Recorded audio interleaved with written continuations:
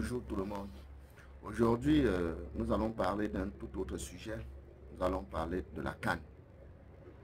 Vous savez, pour ceux qui ont l'habitude de me suivre, sur cette chaîne, nous avons l'habitude de parler des problèmes migratoires. Mais aujourd'hui, nous parlerons de l'avant-match de la Coupe d'Afrique des Nations. Le match des huitièmes de finale entre le Cameroun et le Nigeria. Donc, nous allons démarrer en parlant d'abord des deux équipes. Comme vous savez, le Nigeria est une grande nation de football dans le continent africain avec 3 Coupes d'Afrique remportées, ainsi que le Cameroun, qui est aussi une très grande nation de football africain avec 5 titres remportés. Donc aujourd'hui, ça serait une bataille entre deux équipes ayant remporté 8 titres. Donc, nous allons parler d'abord du plan de jeu du Nigeria, ensuite du plan de jeu du Cameroun. Donc le Nigeria, depuis le début de la compétition, a déjà eu à jouer ses 3 premiers matchs de phase de poule, ainsi que le Cameroun. Et lors de ces 3 premiers matchs, nous avons vu le Nigeria naître tactiquement avec un 4-3-3.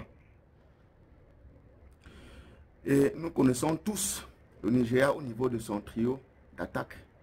C'est une équipe très redoutable avec Osimhen, qui est le ballon d'or africain à l'heure actuelle. Et nous avons aussi Lookman, qui joue en Italie, qui est un très bon attaquant. Et nous avons Moïse Simon, qui joue à Nantes, en France. C'est aussi un très bon buteur et très bon sur son couloir. Et avant la compétition, nous avons vu les faiblesses du Nigeria qui étaient beaucoup plus le problème défensif. Ils étaient un peu mal organisés défensivement parlant. Ils encaissaient beaucoup de buts. Mais là, depuis le début de la CAN, je pense qu'ils ont trouvé un moyen de régler ce problème. Parce qu'à l'heure actuelle, le Nigeria fait partie des meilleures défenses de la compétition avec un but encaissé. Mais par contre, ça tourne moins bien au niveau de l'attaque, malgré le potentiel qu'ils ont. Là, ils ont marqué que 3 buts lors de cette CAN, avec un but dans le jeu, un penalty et un but contre son camp. Mais tout de même, avec ces 3 buts, ils ont fini deuxième de leur poule avec 7 points. Donc, dans la poule, on retrouve la Guinée équatoriale qui finit premier de cette poule avec 7 points. On retrouve le pays hôte qui est la Côte d'Ivoire qui a fini avec 3 points. Et on retrouve enfin la Guinée-Bissau qui finit dernière de la poule. Et du côté du Cameroun, nous avons une équipe qui a évolué avec 2 systèmes de jeu. Au début, nous avons eu un système avec un système de jeu en 4-3-3 avec Toko Ekambi en attaque lors du premier match. Et dans les buts, on avait Ondoa. Le deuxième match, nous avons gardé le même système de jeu, mais l'animation en attaque a changé avec Toko Ekambi qui jouait sur le côté droit, Koudou qui jouait sur le côté gauche, et dans les buts, nous avons eu Onana. Lors du troisième match, nous avons changé de tactique avec un 3-4-3.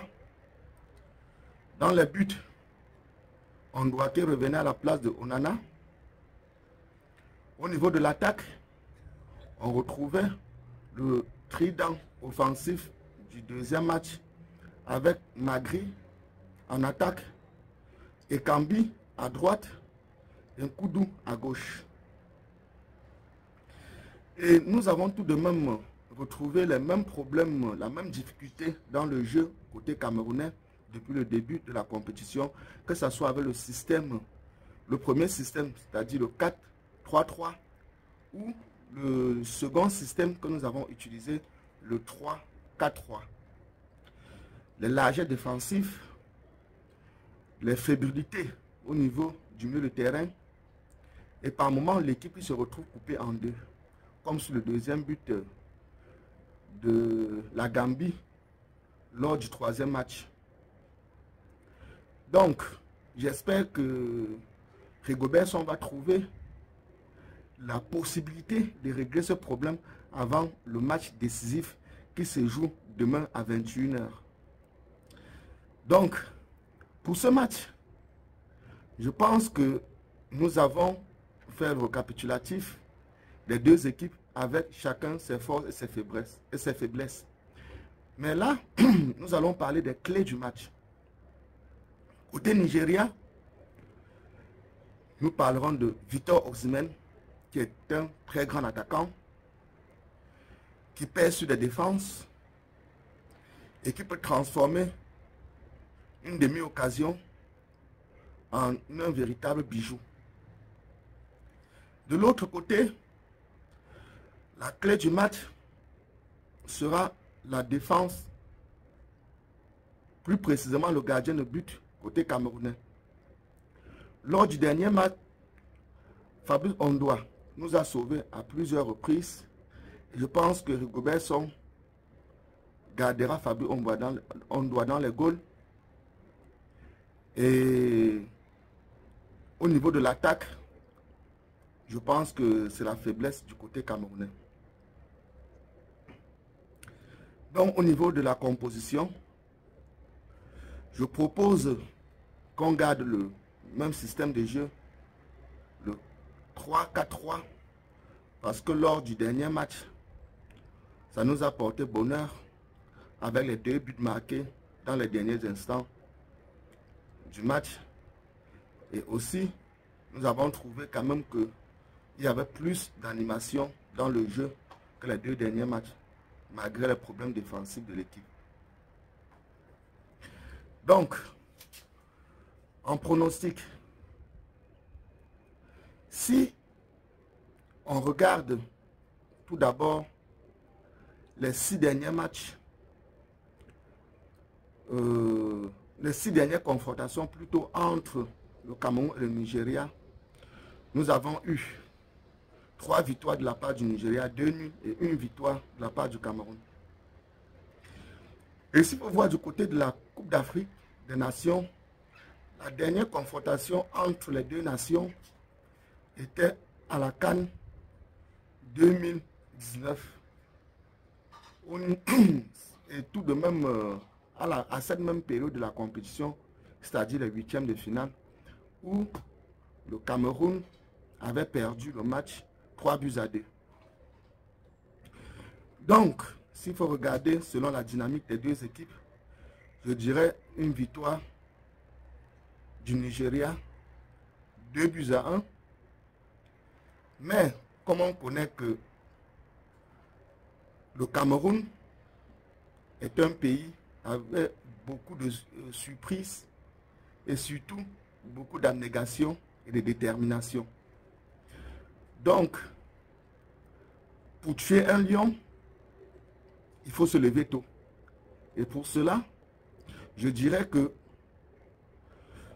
le match sera très rude, très difficile. Et là, je peux pronostiquer un but partout dans le temps réglementaire et que le Cameroun gagne le match au tir au but. Donc, pour ceux qui auront regardé cet avant-match, dites-moi si vous avez aimé et si vous avez des sujets de vidéos, dans les commentaires, vous pouvez les énoncer Et surtout, ça nous permettrait de temps en temps de sortir de ce contexte migratoire et de voir des choses un peu plus grandes. Et avant de partir, je demande à mon public de me soutenir en s'abonnant, en likant et en partageant la vidéo. C'est très important parce que grâce à vous, nous pouvons voir la chaîne grandir. Et je vous demande à tous de surtout activer la cloche de notification pour ne manquer aucune de nos prochaines vidéos. Donc, je vous souhaite de passer une très bonne journée et surtout restez en santé. Portez-vous bien et à la prochaine. Ciao.